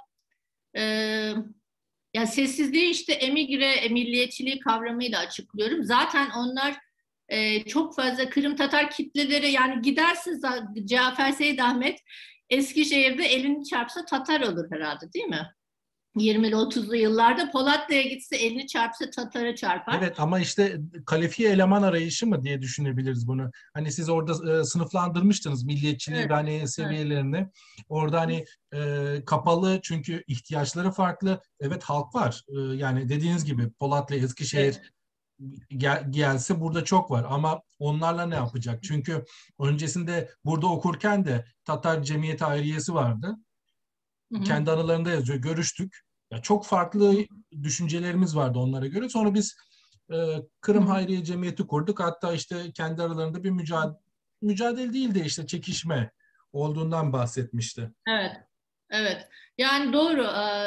Polatlı ya da Eskişehir'e Kırım Tatar arasında zaten kendilerine o sırada bence bütün Türkiye halkında bir milli kimlik gelişmemişti. Yani daha bir Müslüman olarak görüyorlardı herhalde genel olarak. Hani Osmanlı'dan çıkmış bir toplum olarak. Burada bir de tabii tek parti döneminde Cafer Seyit Ahmet, hani sen de biliyorsun o dönemleri, Kırmer'in aktiviteleri biraz sınırlandırılmıştı. Yani açıkçası Atatürk'ün bu konuda görüşü var. Hani yazılı, Hakan Hoca da bunu bastı makalesinde. Cafer Seyit Ahmet Kırmer'i çok hayalci buluyor Atatürk. Onun herhangi bir siyasi projesine falan kesinlikle destek vermek istemiyor. Yaptıkları şeyi de çok hayalci olarak, hani 1917'deki çalışmalarını falan yani görüyor.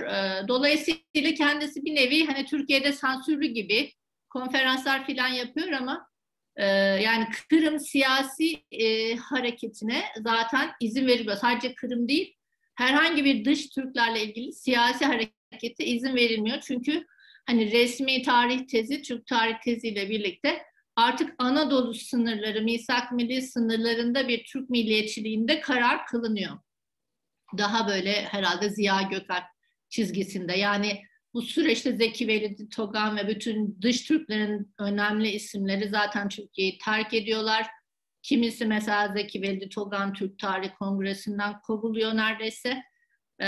Dolayısıyla dış Türk tezi Türkiye Devleti tarafından bence o sırada reddediliyor. Biliyorsunuz 35'ten sonra Emel dergisi Türkiye'ye alınmıyor. Hani yasaklı dergilerden.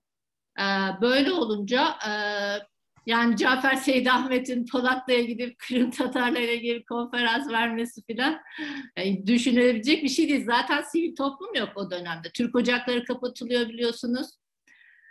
Sadece hani halk evleri ve kadro hareketi var. Halk evleri de daha sonradan açılıyor zaten. Yani zaten sivil toplum yok, alternatif muhalif partiler yok. Yani böyle bir muhalif dernek yok. Bu süreçte Cafer Seyit Ahmet'in sessiz olması, o daha çok şey yapıyor. Bir milli merkez kuruyor. Promete kapsamında, biliyorsunuz işte bu Polonya'daki Mareşal Pilsudski'nin projesi bu. bütün Sovyet karşıtı milletleri bir araya getirmek, bunların sürgündeki temsilcilerini bir araya getirip Sovyet karşıtı bir lobi oluşturmak Avrupa'da. O zaman da Cafer Seyidahmet işte sık sık hani bu Polonya'ya gidiyor. Sen de biliyorsun Mareşal Pilsudski ile tanışıyor. Ve hareketlerin hedefi olarak 1931'den sonra Romanya'yı belirliyor. Şimdi Metin Ömer Hocam burada Burak'la yine birlikte bir kitap hazırlıyoruz. Bu Cafer Seyidahmet'in 31-35 arasındaki Romanya seyahatleri, her sene iki ay kaldığını tespit ettik Romanya'da. Ve orada halkla görüşüyor, halka hitap ediyor, o kadar özgür hareket edebiliyor ki. Yani Türkiye'de hareket edemediğinden çok daha özgür. Orada Kırım fikrini, kurultay fikrini çok rahat bunun propagandasını yapabiliyor. Orada Müstecip Ülkü Sal'ın, o zaman tabii adı Müstecip Hacı Fazıl ve Emel dergisinin çıkması. Emel biliyorsunuz Kırım Milli Hareketi'nin resmi dergisi oluyor. Yani diasporaların böyle bir esnekliği var. Yani bir yerde baskı varsa hemen başka bir yere gidip orada hareketi devam ettirmek. İşte bu Polonya olur, Romanya olur. Bu şekilde oradaki bütün Promete Cemiyeti üyeleri, diğer Kazan Tatarlarından işte Azerbaycanlılara, Çerkezlere hepsiyle bağlantılar kuruyor. Ve hareketini daha çok hani Avrupa'ya da gittiğini biliyoruz bu dönemde, İsviçre'ye de gidiyor, Paris'e de gidiyor. Bu şekilde sürdürüyor. Yani bir ulus ötesi alanda hareket edebiliyor. Yani o sessizliği onun bu hani emigre milliyetçiliğini oluşturmasıyla bir açıklıyorum. Ve sonuçta Cafer Seyidahmet'in Türkiye'de bir milli merkezi vardı, Promete'nin Kırım Milli Merkezi'ni kurmuştu. Fakat Kırım'dan gelen sadece 1 ya da 2 üyesi var Kırım doğumlu sanırım. Orada benim için ilginç olan hani İbrahim Otar, İsmail Otar, Selim Ortay, işte Yusuf Ural Giray gibi Kırım, Türkiye ve Romanya doğumlu bir insanın çıkıp ya Mehmet Niyazi gibi değil mi? Yani Kırım'la ilgili bir siyasi harekete katılması. Yani aslında diasporanın bir evladı değil mi? Ama bu Cafer Seyidahmet'in Milli Merkezi'nde yani rol alabiliyor. Bu daha çok bir gizli örgüt gibi. O zaman yani tek parti Türkiye'sinde çalıştığını söyleyebiliriz. Bunun dışındaki sorularına da hızlıca cevap vereyim. Evet, milli hareketi bizden farklı mı algılıyorlardı oradaki Kırım Tatarları? Yani kendisinden herhalde o benim mülakat yaptığım Kırım Tatarı Özbekistan'dan olan daha aktif insanlar olduğunu düşündü. Yani çünkü mesela Kırım Tatarları sadece imza atmıyorlar, bu mahalle toplantılarına katılmıyorlar. Bir de bir kısmı yıllık izinlerini Moskova'da geçiriyorlardı. Orada işte sürekli Komünist Parti'nin, işte Politbüro'nun bekleme odasında Kırım Tatarları olurdu yani. Asla odayı boş bırakmazlardı. Dönüşümlü bir şekilde. Hani o tür daha aktif işte gösteriler var, sokağa çıkmak. Tabii onların cezası daha ağır. Hapis olabilir, işte sorgu olabilir. Herhangi bir şekilde işten atılma olabilir. Hani ben o anlamda bir milli hareketçi değildim dedi herhalde. Yani ben bunu aslında kendim şöyle yani ben bu katılım sorusuyla mücadele ederken kendim her değişik derecelerde katılım olabileceğini türlü açamıyorum. Yani bir piramit vasıtasıyla şöyle açayım hemen. Yani bu bütün diasporaları uyguluyorum bunu. Bu üstte elit oluyor. Bunlar birçok şeyi yapıyorlar ve hayatları bu hareketi, kariyerleri bu hareketten ibaret. Yani Mustafa Cemiloğlu'na bakarsınız fabrikada bir işçi değil mi? Okuldan atılmış, üniversiteden atılmış ama hani paralel hayatında hareketin lideri. Yani bu şekilde bu tür bir elit var. İşte burada Müstecip Ülküsal olabilir, Cafer Seyidahmet olabilir. Orta seviyede işte öğretmenler, profesyoneller, doktorlar, işte biraz daha eğitimli olan insanlar ama harekette aktif. Yani Politbüro'nun mesela gidip görüşmelerine katılan veyahut bu dilekçe yazma olayını organize eden, işte Ayşe Seyit Muratova'dır değil mi? İşte Reşat Cemilev, İzzet Hayrov gibi insanlar, işte belki yakalananlar, işte mahkemeler, yargılananlar belki bu seviyede ya da hem elit seviyesinde hem de burada daha çok belki öğrenciler, öğretmenler filan. Yani halkı örgütleyen kitle diyebiliriz. Bir de burada halk tabanı var. Bu halk tabanı genelde ya para verir ya da işte bir miting varsa gider veya toplantı varsa gider. Onlar daha böyle örgütleyen seviyede değiller. Yani genelde ben böyle 3 seviye gözlemledim. Herhalde bu konuştuğum kişi daha çok kendisini bu mass level, hani bu genel halk seviyesinde çok aktif olmadığını belirtmeye çalıştı. Şimdi bir de bir iki soru vardı. Neden ilgi görmediler? Ya ben bunu Mustafa Cemiloğlu'yla da görüştüm. Ondan sonra başka yerlerde de okudum. Yani Mustafa Cemiloğlu 1998 itibariyle hani kurultay, meclis hepsi az çok oturunca ve Ukrayna vatandaşlığını aldıktan sonra işte bazı devlet kurumlarına işte Kırım Tatarları yerleştirilmesi gerekti. Çünkü veyahut Ukrayna devletiyle bazı görüşmeler yapmak gerekti siyasi seviyede. Fakat bu milli hareket veteranları genelde işte işinden atılmış, işte hayatları boyunca siyasete vermiş insanlar oldukları için bürokrasi ve siyasette mesela ekonomi yönetiminde filan tecrübeler olmadığını söyledi Mustafa Cemiloğlu.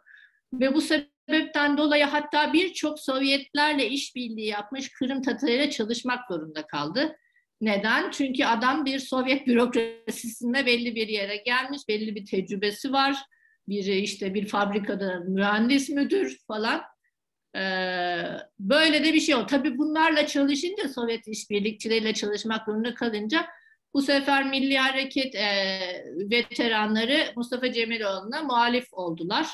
En sonunda da tabii 1998'de tamamen kurultaydan temizlendiler diyebiliriz, yani çıkarıldılar. Biraz da onlarda kuşak farkı vardı. Onlar biraz daha hani yaşlıydı, biraz olaylara farklı, daha Sovyet kafasına bakıyorlardı belki.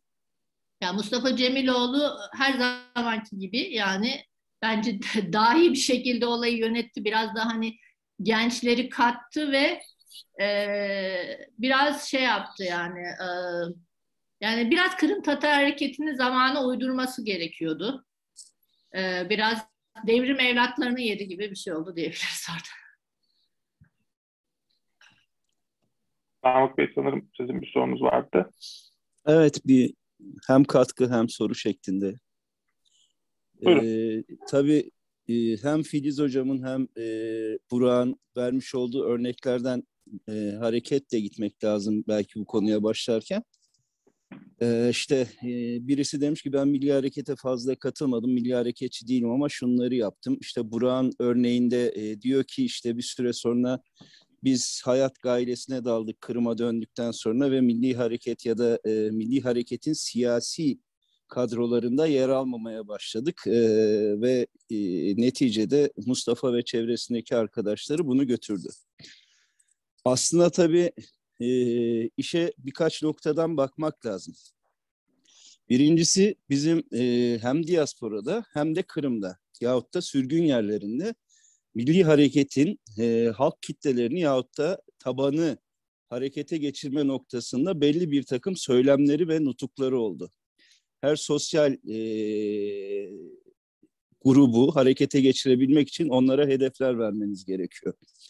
Diasporada bu birliktelik kendi kültürünü yok etmeme vesaire şeklinde giderken 44 sonrasında Kırım için sürgünden vatana dönüş hedefine kitleler aktarılmaya çalışıldı. Ama burada önemli bir noktaya parmak basmak lazım. Kırım'a dönüşten sonra işte o hareketin artık asimilasyona doğru giden bir yol alması vesaire.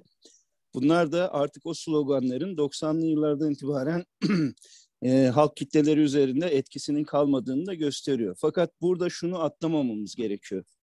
Bizim milli hareketimizin liderleri, lider kadrolarının her zaman için Kırım'da yeniden bir milli devletçilik kurma ideali ve arzusu vardı.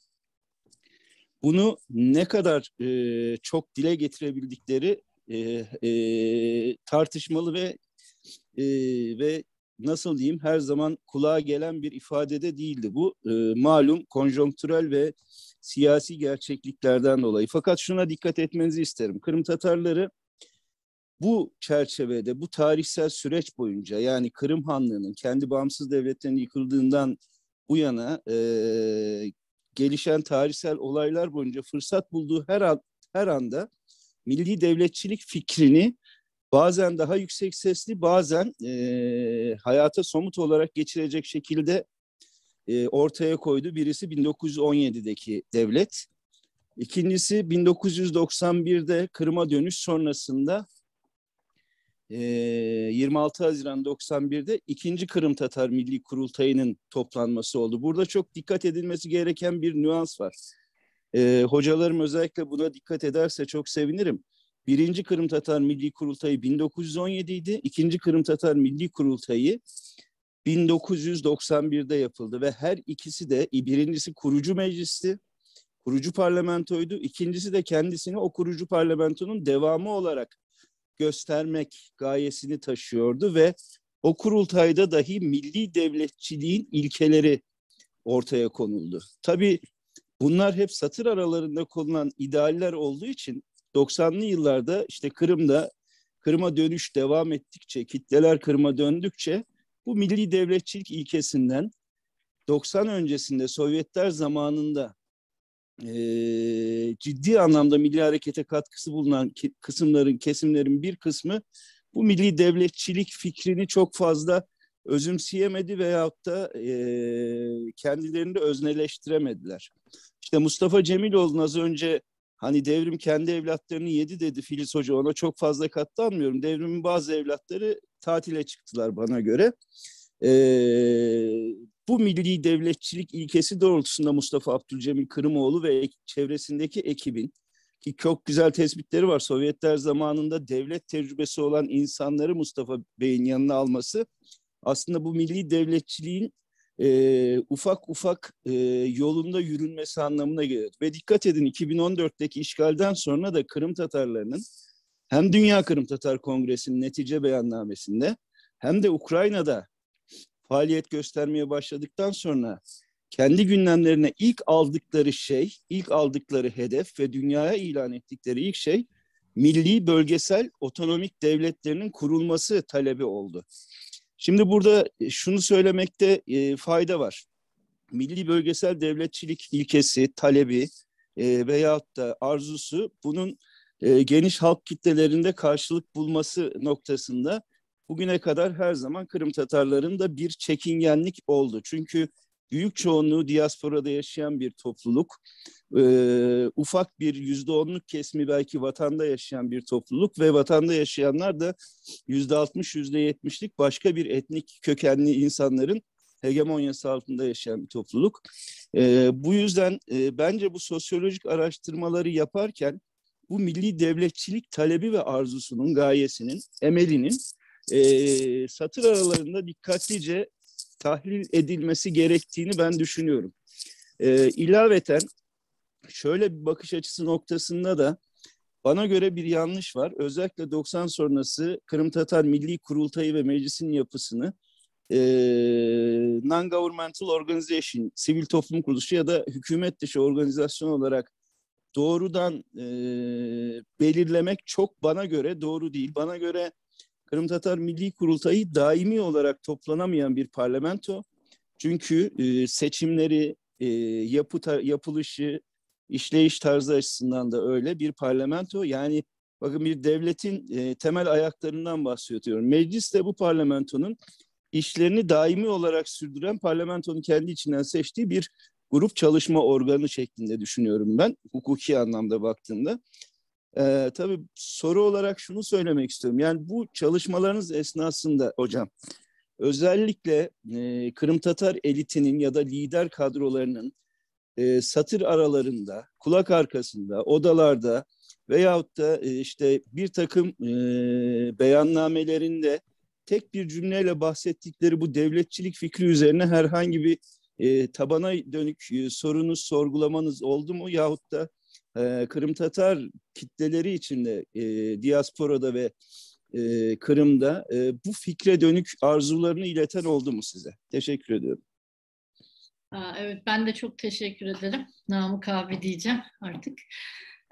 Şimdi bu elitin şöyle devletçilik fikri, bu ben tabii gösterme fırsatım olmadı ama hani Kırım Tatar samizdatları olsun, oradaki sözlü tarih mülakatlarımda bu hareketin amacı neydi, toplumsal hareketin diye sordum. Ve tabii ki birinci amaç vatana dönüş, ikinci amaç da devletimizi, devletçiliğimizi tiklemek. Devletçilikten kasıt da Lenin'in kurduğu Kırım Tatar Özerk Sovyet, Kırım Tatar değil, Cumhuriyet'in adı Kırım Sovyet Sosyalist Cumhuriyeti. Ama biz biliyoruz ki bu bir Kırım Tatar Özerk devletiydi. Tüm bürokratik kadroları, yönetimi %50'den fazla Kırım Tatarları işgal etmekteydi. Ama Kırım Tatarların o zaman bile nüfusu %25'ti. Yani bu durum tabii Sovyetler Birliği'nde çok normal. Azınlık olan bir millet, işte Karaçay Çerkes Cumhuriyeti mesela, işte ya da herhangi Kalmuk Cumhuriyeti'nde, Kalmuklar azınlıktaysa bile o cumhuriyetin, özel cumhuriyetin adını verenler oldukları için daha çok temsil edilirler. Yani bu Sovyet federal yapısının bir parçası. Yani bu ortadan kaldırılan bu hakkımızı geri almak. Söylem bu şekildeydi. Hani çünkü o zaman şöyle bir vizyon yok tabii, Sovyetler Birliği yıkılacak.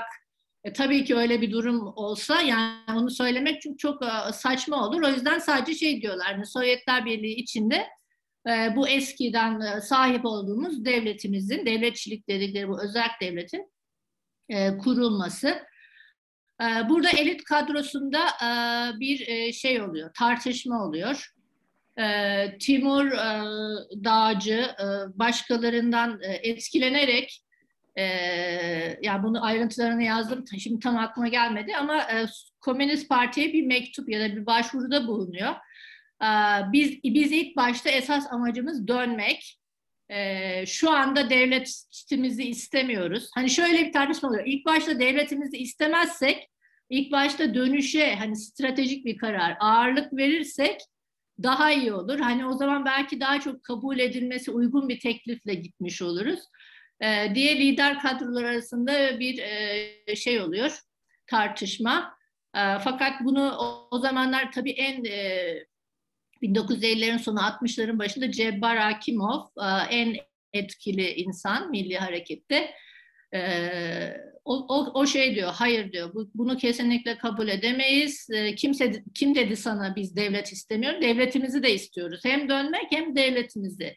İkisini birlikte istiyoruz ve bu iki talebi asla ayırmayacağız dediler ve ondan sonraki hareket belgelerine de baktığımda da bu şekilde. Her zaman döndürülmek ve ondan sonra da tekrar devletimizin tiklenmesi, yani yeniden kurulması şeklinde devam ediyor ve en sonunda aynı Namık Bey'in de dediği gibi kurultay sürecine bu taşıyor. Yani Kırım'a geldikten sonra ya biz ne yapacağız filan diye şaşırmıyor Kırım Tatarları. Çünkü zaten hani ikinci aşamada devleti tekrar kurmak için çalışmalara gidiyorlar. Tabii bu süreçte Sovyetler Birliği dağılıyor, işte Ukrayna bağımsızlığını ilan ediyor filan.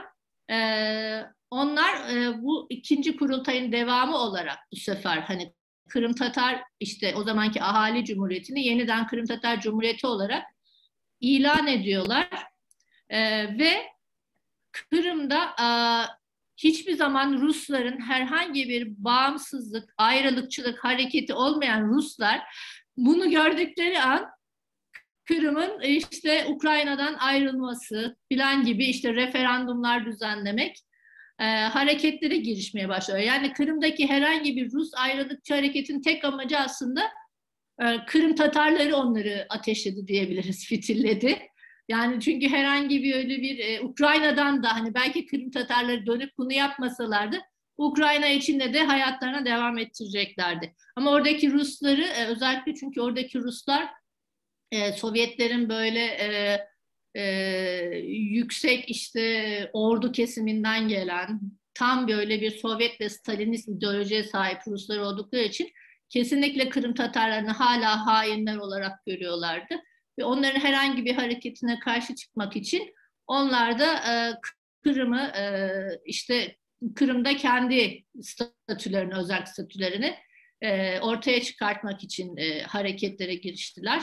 Ve bütün bunlar biliyorsunuz hani 95'te yükseldi falan. 1998'de Ukrayna ile Kırım'daki Ruslar anlaştılar. Ukrayna işte Kırım'daki Ruslara belli bir özerk statü verdi. İdari bir özerklik bu. Hani gerçek bir federalizm değil. O şekilde anlaştılar. Fakat bu süreçte Kırım Tatarları uluslararası hukuk açısından şöyle bir zorluğa düştüler. Yani Kırım'da bir cumhuriyet veya herhangi bir milli bölgesel özellik ilan edebilmek için o sıradaki yani ya da halen ki uluslararası hukuk normlarına göre çoğunluk olmak gerekiyor. Yani şu anda popular sovereignty yani ulusal çoğunluğun egemenliği değil mi? Bütün uluslararası sistemin temeli bu. Sistem böyle kurulduysa her ne kadar birçok tarihi hakları olsa da her ne kadar millet olarak bütünlüklerinin bozulmasının, sayılarının azalmasının sebebi soykırım olsa da maalesef uluslararası hukuk bunları tanımıyor, değil mi? Bu uluslararası hukuk şu andaki duruma bakıyor. İşte o zaman böyle bir sorun yaşadılar. Şimdi o zaman hani hedefimiz ne olmalı artık? Ve bu dönemde 93 yıllarından itibaren uluslararası hukukta yerli halklar gelişmekteydi. Yerli halkların haklarının tanınacağına dair birçok gelişme vardı. Ve bu sefer kendilerini yerli halk olarak yeniden adlandırmaya başladı Kırım Tatarları. Çünkü yerli halk olduğunda en azından o kültürün korunması garanti altına alınıyor. İşte içinde bulunduğun vatanında herhangi bir çevre açısından ya da doğal kaynaklar açısından herhangi bir tasarruf yapıldığında senden izin alınıyor. Yani aynı Amerika'daki Kızılderililer değil mi? Ya da Kanada'daki işte ilk milletler deniyor işte oradaki Kızılderililer. Şimdi oradan bir şeyi petrol çıkaracaksan işte onlara belli bir hak vereceksin. İşte onların işte özel bölgelerini tanıyacaksın. Kültürlerin devam etmeleri için devletten ödenek ayıracaksın filan. Bu şekilde ve onların da egemen millet. Yani şu anda mesela Kanada'da 3 tane milletin egemenliği tanınıyor. İngilizler, Fransızlar ve First Nations dediğimiz aborijinler. Aborijin yani. Yani egemen bir millet olarak, yani herhangi bir azınlık değil, egemen bir millet olarak tanımlıyorlar. Aynı şekilde de Kırım Tatarları bu şekilde kendilerine yeni bir yol çizdiler. Bunu da elde etmeleri aşama aşama oldu diyebiliriz. Hani 2001'de Kuçma Kırım Tatar Milli Meclisi'ni bir nevi danışma kurulu olarak tanıdı. Kendi Kırım Tatarları ve Kırım'la ilgili vereceği kararlar konusunda. En sonunda da biliyorsunuz işte Poroshenko'nun tanıması ve şu anda da onunla ilgili hukuki gelişmelerle yani Kırım Tatarları ne diyelim şu anda yerli halk olmaları sebebiyle yoksa Kırım Hanlı olduğu için falan değil yani. Çünkü uluslararası hukuka göre bunu savunmanın tek yolu bu.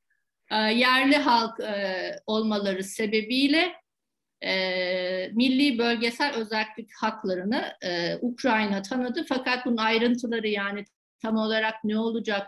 İşte Kırım'da 3 ana dil mi olacak? Bunlar işte eğitim hakları nasıl olacak falan. Bunlar hala benim bildiğim kadarıyla netleştirilmeye çalışılıyor. Ama bence uluslararası hukukun büyük eksiği var. Yani bir kere bir halkı soykırım sonucu yarı yarıya yani belki de çok hani bizim Kırım'dan Osmanlı'ya göçümü de sayarsan 2-3 kere ard arda soykırımla belki %10 nüfusuna indiriyorsun. Sonra da onu hani millet olma statüsünden çıkartmaya çalışıyorsun. Ya da o toprak üzerinde hak iddia etmesini engellemeye çalışıyorsun. İşte maalesef uluslararası hukuk bu soykırımdan dolayı doğan haklar bence Hani bu yazılması gereken ve tanınması gereken çok büyük bir eksiklik. Evet, sanırım soruya güzel bir tek bu şekilde cevap verebilirim. Diğerleri de soru değil. Görüşlerine katılıyorum Namık abinin o konuda. Başka bir soru yoksa ben son olarak bir soru soracağım. Arkasından da cevabınızla da size toparlamak isterseniz hocam. Eklemek istedikleriniz varsa o şekilde bitirebiliriz. Ben belki de ilk baştaki o Ayşegül hocamla karşılıklı o bir kavramsal tartışma, konuşma, fikirleşme diyeyim. O kısma da bir referans vererek. Şimdi bu 2014'te olan işgal ve sonrasındaki yasa dışı ilhak neticesinde bu vatanla olan ilişki bütün diasporada ve Kırım'da başlı başına sarsıldı aslında. Bu açıdan bakıldığında hani bu normalde bütün hani o bahsettiğiniz 4 farklı saksının da bütün ilişkileri yeniden şekillenmeye başladı Kırım'la. Ve aynı zamanda hatta Kırım'ın içerisinde siyasi olarak bu bütün söylemleri yönlendirecek güce sahip olan hani seçilmiş bazı kurumların başındaki insanlar da şu an Kırım'ın dışına çıktılar ve tekrardan bir diaspora gibi bir pozisyona düştüler. Hatta bu bazı eleştirel Kırım içerisinden de bazen şu an öyle eleştiriler gelebiliyor. Bazı böyle tartışmalar olabiliyor. Tabii bu farklı seviyelerde, farklı platformlarda. Siz yani şu an baktığınızda gelişmeleri nasıl değerlendiriyorsunuz? Yani bu diasporaların parçalarını, yani bu diasporanın bütün olarak verdiği reaksiyonları veyahut da son dönemdeki gelişmeleri nasıl değerlendiriyorsunuz? Ve hani bu tekrardan vatanla olan ilişki, yani çünkü teknik olarak şu an evet teorik olarak gitmek mümkün ya da orada bulunmak, orada zaman geçirmek mümkün bir şekilde. Ama bu çok yeri geliyor, tehlikeli olabiliyor bir aktivist için. Veyahut da sadece oraya gitmek isteyen bir insan için çok masraflı. Yani bu zaman, efor ve para olarak söylüyorum. Çok masraflı ve yorucu bir şeye dönüşüyor ve bir şekilde de aslında bu ilişkiler aşınıyor ister istemez zamanla. Yani Soğuk Savaş dönemindeki gibi bir mesafeler uzamaya, büyümeye başladı. Yani siz şu dönemi nasıl değerlendiriyorsunuz o açıdan baktığınızda ve eski kurulmuş bu söylemlerin oluşmuş şeyleri nasıl dönüştüğünü gözlemliyorsunuz belki şu son dönemde? Teşekkür ederim. Evet, ben tabii benim tezim 2014 itibariyle 2012 itibariyle aslında bitiyor. Yani çok alan araştırması derin yapmadım bu konuda. Ama yani böyle gözlemlediğim, takip ettiğim kadarıyla yani daha doğrusu birazcık kendi araştırmama bakarak, bulgularıma ve geçmişte yaşananlara bakarak söyleyebileceğimiz yani iyi tarafı bizim diaspora tecrübemiz var. Şu anda meclis Ukrayna anakarasında bir nevi diasporada dersek bunun nasıl olacağını gibi sorunlar çıkaracağı bunların hepsini biliyoruz diyebiliriz.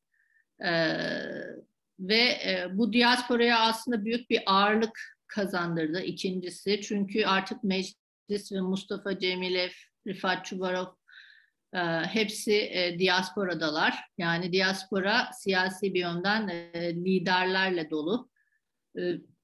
İşte Dünya Kırım Tatar Kongresi olsun, tabii Kırım Türkleri Yardımlaşma Merkezi eskisinden çok çok daha güçlü durumda. Dolayısıyla şu anda biraz siyasi liderlik ağırlığı ilk defa daha çok ilk defa demeyelim de belki hani Sovyet döneminde de yine önemli liderler vardı Özbekistan'da. Tekrar diasporaya geçmiş durumda. Üçüncü olarak yani bu diasporanın önemini arttırdı. Siyasi olarak önemini arttırdı. Bunu söyleyebiliriz. Üçüncü olarak yani şöyle bir ne diyelim çıkmaz yaşıyoruz. Bir taraftan Kırım hiçbir siyasi, ekonomik açıdan tanınmayan bir bölge, yalıtılmış olan bir bölge. Dolayısıyla biz onlarla herhangi bir ekonomik, siyasi, sosyal yani olarak ilişkiye girdiğimizde ya da Kırım'da bazı şeylerin gelişmesine katkıda bulunduğumuzda otomatikman Rusya rejimin desteklemiş gibi bir duruma düşüyoruz. Yani Rusya'nın oradaki çalışmalarını Yani çünkü hedef hani en kısa zamanda Kırım'ın gerçekten siyasi, sosyal, ekonomik yalıtılma durumundan dolayı iflas etmesi oradaki yönetimin, değil mi? Hedeflenen bu.